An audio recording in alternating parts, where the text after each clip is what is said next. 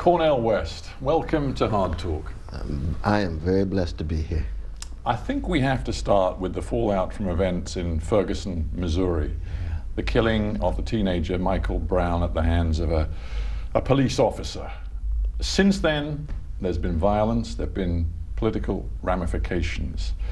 You said it represents, and I'm quoting you here, the end of the age of Obama. What did you mean by that? Yeah, what I meant was that so many of us had tremendous hope at the beginning of the age of Obama. The very idea of a black man going to the White House, primarily built by black slaves, the idea of a reversal given the very ugly legacy of white supremacy in the United States. And we had high hopes for his presidency. And what we have seen is the choices that not just he, but of course his party, Democratic Party, has made, both a Wall Street presidency as opposed to a Main Street presidency, a drone presidency rather than curtailing of drones, a massive surveillance presidency that Edward Snowden and others have revealed, rather than fighting for rights and liberties. And now we get to the issue of race. And you would have thought that it would have been a breakthrough. But the arbitrary policing that has been in place for 5.5 years, you think of it, every 28 hours a policeman shoots a young black youth. That's been going on now for 6 years under the Obama presidency. But let me stop you for just a moment, because you've raised so many issues there, and you've put so much symbolic weight on this watershed moment, as you see it, of the killing of Michael Brown in Ferguson, Missouri. But surely that is a deeply unfair way of looking at Barack Obama's contribution over 6 years of his presidency, just to say that this particular moment signals his entire failure across the board. Yeah, no, because what he promised was more equality. Wall Street presidencies, more inequality. What he promised was a more just foreign policy. Drones, more unjust. What he promised was a more free America, massive surveillance, less free. And now sure, when it comes to issues of race. But Cornel West, I mean, politics isn't black and white. And if we just stick with race for a moment, because obviously you've spent your career with your African American studies background and with your campaigning and your public speaking, you have devoted your life to thinking about the black African American experience. And surely you would acknowledge that Barack Obama has made real efforts to change the dynamic in America over the last 6 years. And one shooting or a host of particular incidents cannot take away his effort to change. No, certainly he's made some efforts. I mean, healthcare was significant in terms of gaining access. But I'm just thinking on the race issue. For example, since Ferguson, he said, look, we are going to pour hundreds of millions of dollars into retraining the police. We are going to insist that the police go out with body cameras. 50,000 body cameras going to be issued to police officers to ensure that they play by the rules when they are dealing with young black men. Doesn't that make a difference to you? Yeah, but those are symbolic, though. Look at it this way, that it was 4.5 years ago we saw the massive transfer of military gear to local policemen. That's under not just Barack Obama, that's under a black attorney general, Eric Holder. That's right. Who now says, by the way, that we are going to, and the Justice Department, make a real effort to end the practice of racial profiling. So I come back to my point. Right. Yes, of course, there are still many problems. 6 years, every 28 hours a black youth has been shot for 6 years, and now finally we get these symbolic gestures after the massive transfer of huge amounts of military wear to the local policemen. What we're getting is what politicians do. It's calculation. We were looking for a president that had moral conviction and that was concerned with doing what is right, just, and moral, not doing what is just a matter of calculation. You've, and even in our interview, you've already suggested that it's no good just sort of issuing symbolic words and gestures. But hang on a sec. Is there not something about having a black president in the White House for the last 6 years, which has been symbolically important, and that some of the words he uses, for example, the now famous phrase he used after the killing of the teenager Trayvon Martin in Florida in 2012, when Obama went before the public on the TV cameras and he said, this about Trayvon Martin. He said, if I had a son, he would look just like Trayvon. And when I think about this boy, I think about my own kids. That is something new for Americans, and doesn't that matter? That does matter. It matters at the symbolic level. But let me tell you why it's hollow. It's because you had a son, I had a son, shot down by either police or a vigilante. The response to that shooting would not be, we must accept the decision, we are a nation of laws. If a father responds in that way to the death of his son, something is wrong. So the words may come out saying, well, if I had a son, it would look like Trayvon Martin.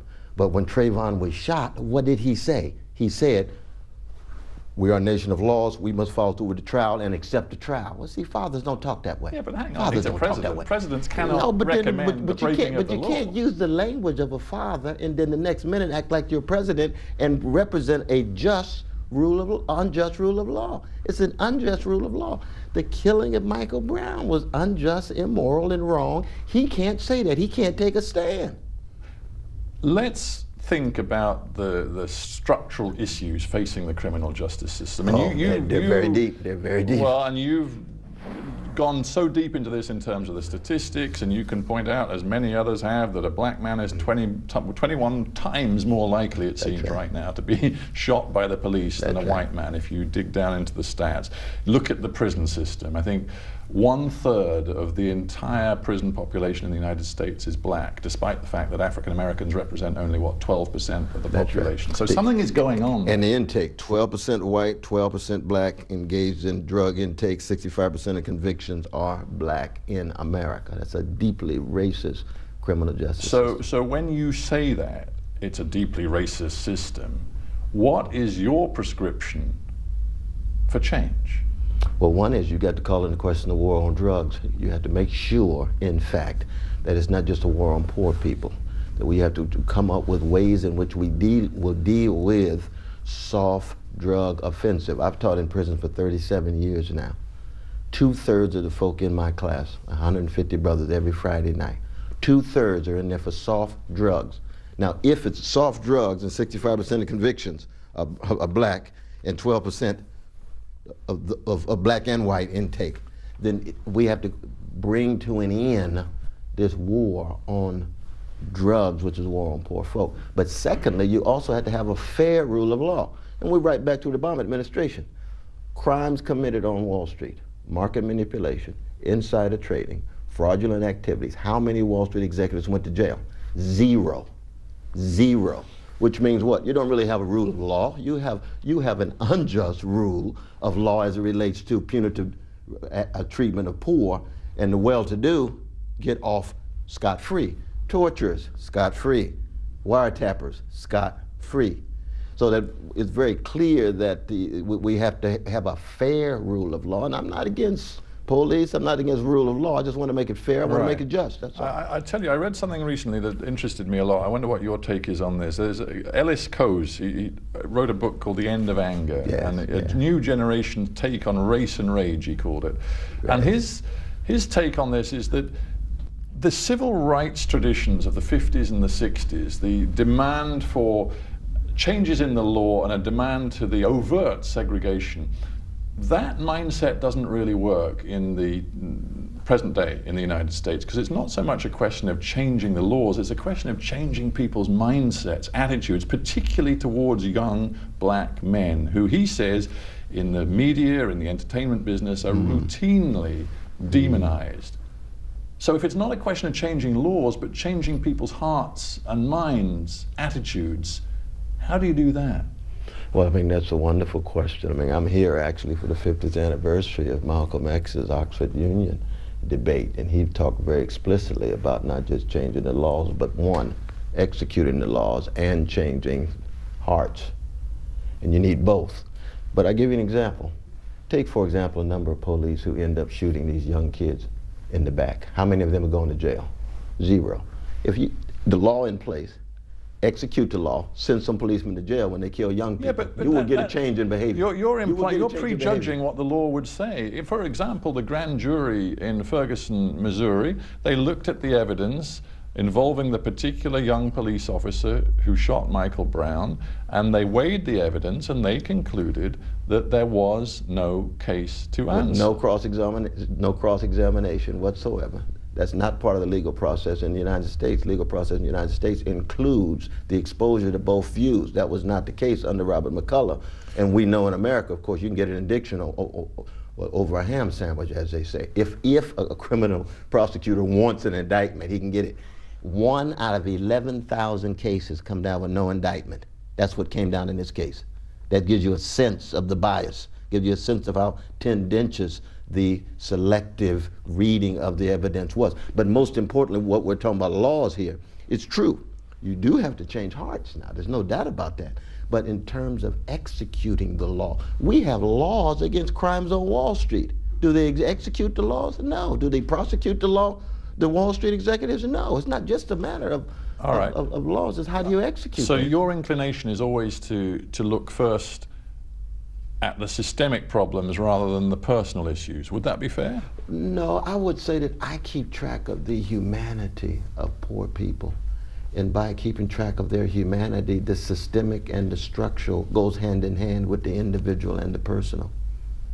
But the problem with my conservative brothers and sisters, they're not really obsessed with the humanity of poor people. They're much more interested in viewing poor people as statistics who can then be used to trivialize their suffering. So I refuse that. I just wonder whether actually, despite the fact, you know, with your long academic record and your public speaking and your campaigning, a lot of your focus is on race issues in America. Well, it's class and race. Well, I was going to say, maybe the key to your critique of America is actually about class and about economics and about the distribution of economic power. It's not really about race at all.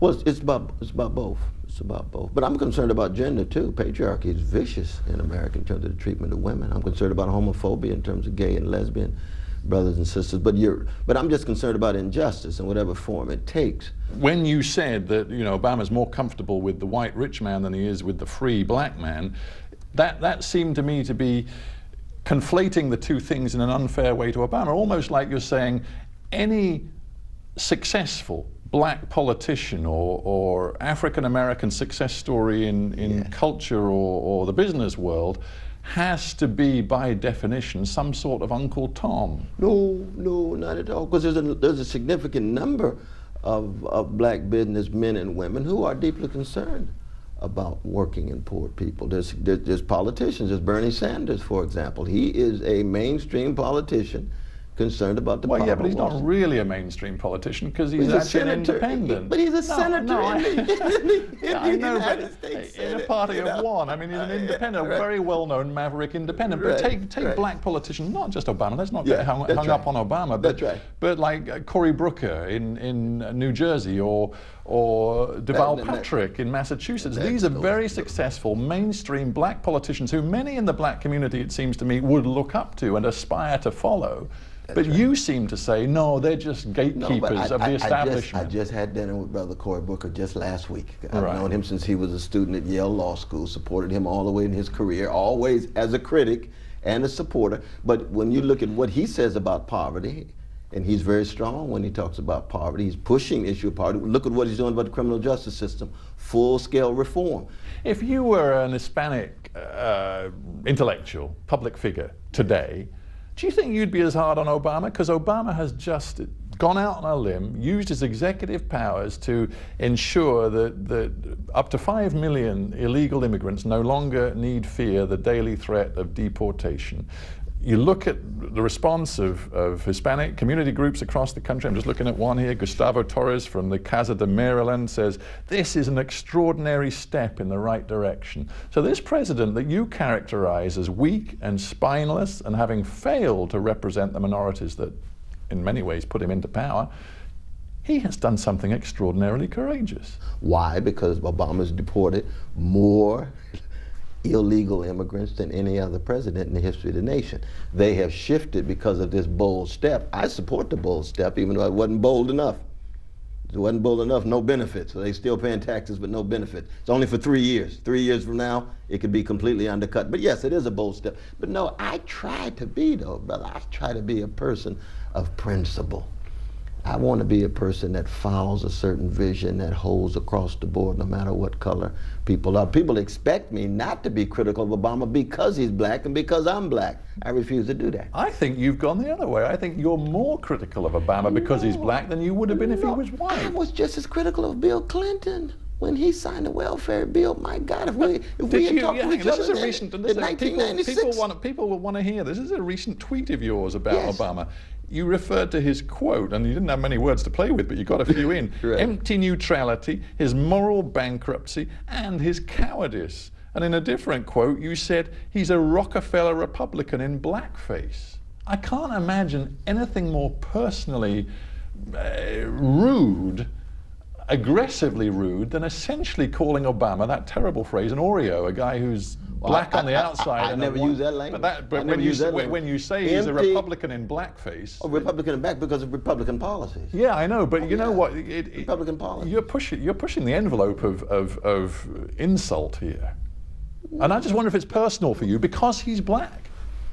No, man, I don't think so. I think if you look at what I said about Clinton, my God, George Bush, I mean, the things I said about George Bush were even more hyperbolic in many ways. But even Bill Clinton, who was loved by black America, when the mandatory sentencing when it came to prisons and the elimination of welfare, my language was very strong. And it's strong precisely because it reflects not only my own righteous indignation, but also because of the expectations they generated and the promises they put forward that they then failed to execute. I was going to say, I mean, failed to execute. You've done a lot of community activism and you go around the nation talking to community groups. You know that Barack Obama, and indeed his wife, spent long years in Chicago in community organization, in the sorts of places helping people that you want to work to. And does that count for nothing? But no, it's because when he got into positions of power, let's look, for example, in terms of the Middle East. Barack Obama 10 years ago was talking about the dignity of Palestinians and how important they were. Soon as he gets into office, 400 Palestinian babies are killed. He won't say a mumbling word. A mumbling word. Meaning what? Meaning that right when it comes to a context where he's wielding power, both rhetorical power and political power, that's where he's tested. 10 years ago, he was talking about the dignity of Palestinians, how wrong the occupation was. No, he got in a position and will not be honest about either what he believes or what he once believed and no longer believes in terms of how wrong occupation is and how wrong the killing of innocent babies actually. I just wonder whether you've left a lot of your own African American community behind in the strength of your condemnation of Obama, because I'm interested in these words of a young black writer called David Dennis. He's the creative director of a website called The Smoking Section. He says this about you, and I want you to respond to it. He says, Cornel West has become a hater. When I was in college, I wanted to grow up to emulate Cornel West. He influenced millions of young black Americans, but now I feel sad at the way he's let pettiness and his pride overshadow his desire to effect real change. Well, I'm so glad he doesn't speak on behalf of large numbers of young people. You go to the young leaders of Ferguson right now, you ask Ashley Yates, you ask Tefpo, you ask Alexis Templeton, you ask Tori Russell, and so many of those right there in the heat of struggle, they call me uncle. Why? Because I was there with him, arrested with him. Why? Because they know I am a hater. I hate injustice. I don't hate people. I am a hater. You sometimes give the impression you hate Barack Obama. I hate Barack Obama's policies. I hate his deeds. I hate his cowardice. I hate his acts. I love him as a human being. I'm a Christian now, so that this is a deeply personal issue in terms of how you separate a righteous indignation of people's policies, deeds, and acts from their humanity, because people can change, and because we're all made in the image of God, and I love that image no matter who they are. But yes, I am a hater of injustice, no doubt about that. So the young brother, he said, well, when he saw me 20 years ago, I was hating injustice then. I'm going to go down hating injustice. That's the kind of person I am. A final thought for you, and we talked about this a little earlier about the civil rights movement and what it achieved and what it didn't achieve. And you've said that you believe if Martin Luther King were alive today in the United States, he would be weeping about the state of the United States today. And you know, you're very strong in your condemnation of the failings of the traditional civil rights groups like the NAACP, the National Urban League. You say that they're not delivering for the African American community. And you use a word. The word is revolution. You say the United States needs a revolution. Is that what you have become, an advocate of revolution? I've always been a revolutionary Christian. My first book published 32 years ago, Prophesied Deliverance, an Afro-American revolutionary Christian. But to me, revolution implies a tearing down of the status quo by violence if necessary. Oh, no, no, no. It's a fundamental transformation of both the priorities, the values. It is a transfer of wealth from oligarchs and plutocrats to ordinary citizens, but it's a democratic process. But no, we have already seen a massive transfer of wealth from the poor and working class to the well-to-do in the last 30 years. All I'm calling for is a massive transfer of power and wealth from the 1% who now own 43% of the wealth in America. 1% own 43% of the wealth. Now, I can't see how anybody can talk about the future of a democracy without there being some kind of transfer of wealth back to working and poor people. Yeah, but the point is, how do you do it? I mean, it's by means of progressive taxation, it's by means of stronger trade unions, it's by means of the kind of investments in education, in infrastructure, basic kinds of moves that other societies, much more civilized than the United States, Norway, Finland, Sweden, other places where they're concerned about quality education, concerned about quality jobs, and concerned about eliminating poverty. And you know what? I'm sure there are many people like you in the United States who would like to see the US transformed into Sweden, but the system as it stands in the US ain't going to deliver that. So my final question is this. So I got to keep telling the truth. Well, but how far do you go in that cause of yours? Because we have seen flames licking around Ferguson, Missouri in recent weeks. We've seen people on the streets in other towns also very nearly confronting the police in demonstrations. There is a sense that there could be a new round of violent confrontation in the United States over this issue. You got to keep in mind. Keep in mind, anytime you talk about violence, you're talking about already police violence against poor black folk. If it's every 28 hours a black person getting shot, that is violence. The response of black people is important, and the response has to be filtered through love and justice rather than hatred and revenge. Have you fallen out of love with your country? I'm in love with the people in the country. We've got some great people in America, but America's not a great nation. Greatness is not measured by how big your buildings are. It's not measured by your military might. It's measured by how you treat the least of these, how you treat the poor, how you treat working people. That's greatness. That's the difference between Alexander the Great and the Jesus that I am in love with. We have to end there. Cornel West, thank you for being on Hard Talk. Thank you so much, my brother. Appreciate it. Appreciate it.